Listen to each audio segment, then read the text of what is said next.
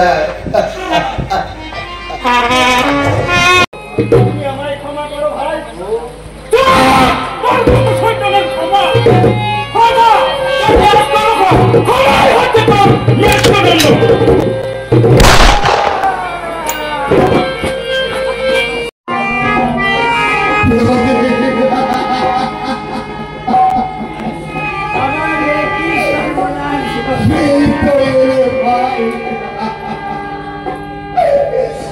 একটু আগে আসলে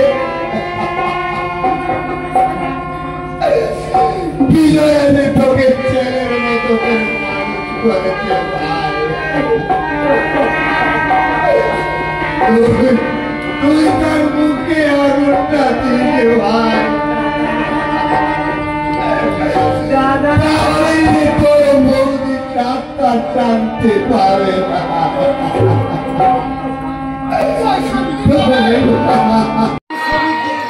আমি ওই শ্রমিকদের বস্তিতে গিয়ে দেখে এসেছি, তারা দুবেলার পরিবর্তে এক বেলাও পেট ভরে খেতে পারে না।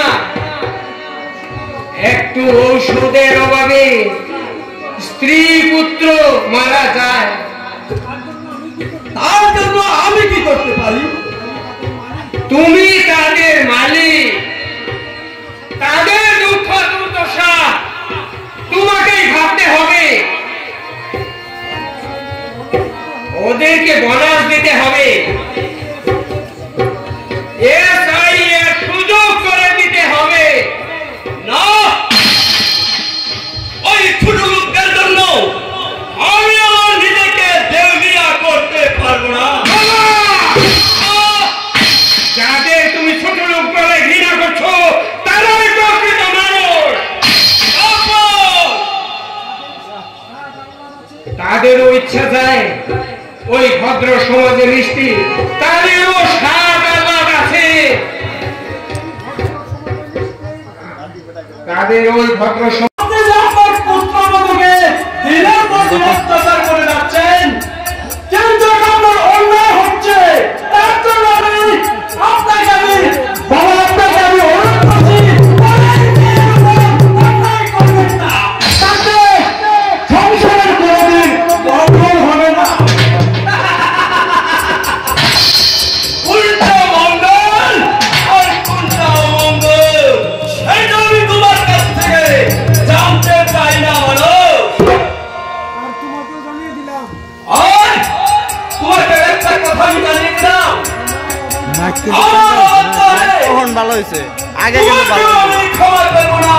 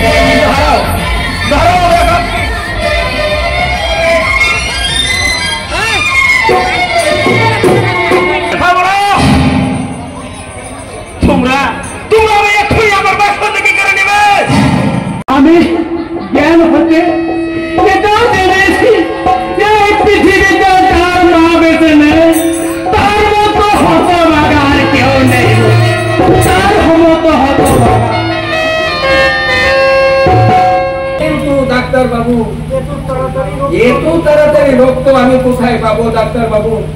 আপনি যা হোক আপনি যাই না হোক একটা ব্যবস্থা করুন।